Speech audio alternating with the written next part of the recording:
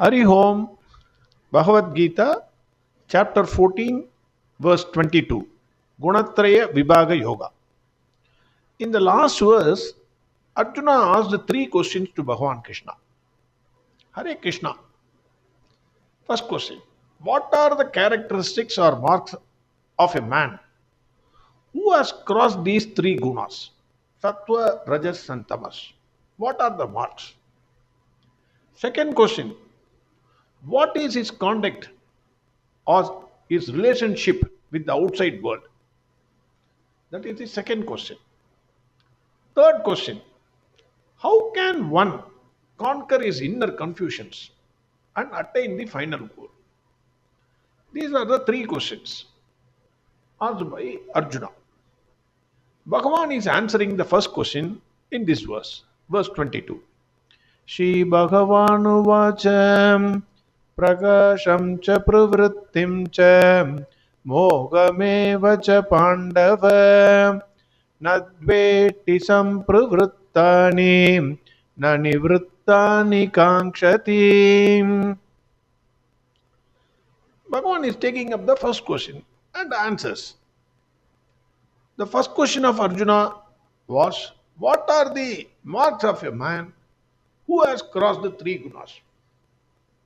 Generally, it is not Arjuna's intention to see whether this person has crossed these three gunas or not, to look into others.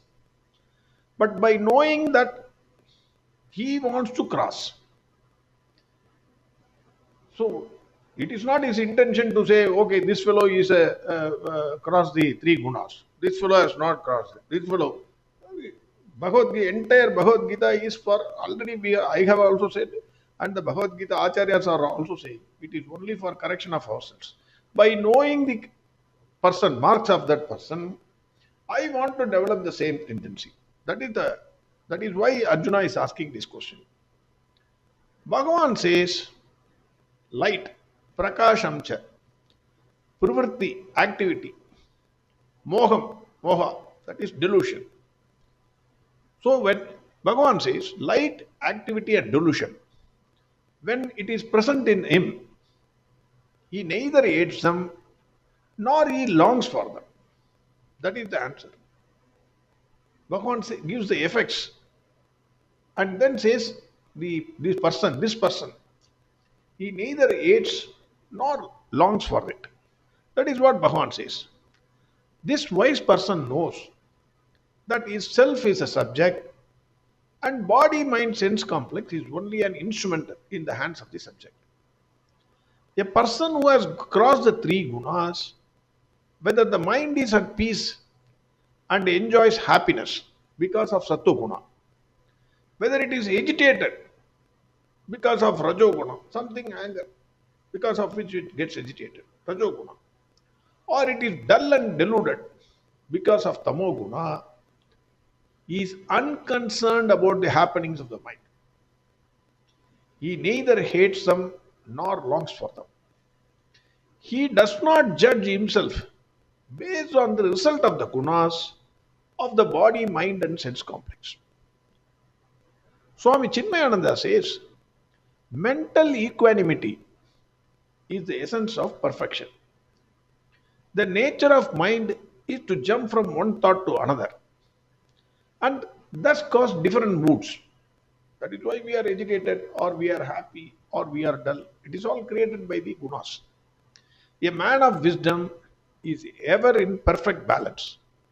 He craves for nothing, nor does he strive to acquire anything new.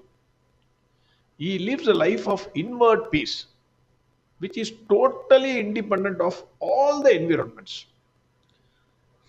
All of us know Sattva represents light, Prakasham. Rajas represents activity. And Tamas represents delusion. The presence or absence of any of these gunas does not create any attachment or aversion towards them. The one who has gone beyond the gunas is unaffected by the play of gunas in his mind. Whatever happens in the mind, he is not affected. Ever steady and balanced, he lives an unbroken peace and brilliance. Hence, the answer to the first question, is the wise person always maintains his mental equanimity or balance, mental balance at all times, irrespective of the moods of the mind. So answer is direct, clear, and unequivocal. So Arjuna, if you want to cross the gunas, you have to do only one thing. Keep the mind at balance. This is the most primary condition. You want to achieve that status. Only thing which you can do is you separate yourself from the play of your mind. Keep your mind cool and calm. That is what Bhagwan Krishna says in this verse. Verse 22. Shri Bhagavanuvacha prakasham cha pravrittim cha mogameva cha pandava nadvetti sampravrittani nanivrittani kankshati. Next verse we will see tomorrow. Arihom Sarvam Krishnarpnamastu. Narayana Narayana Narayana Narayana Narayana Narayana Narayana Narayana Narayana Narayana Narayana Narayana Narayana Narayana Narayana Narayana Narayana Narayana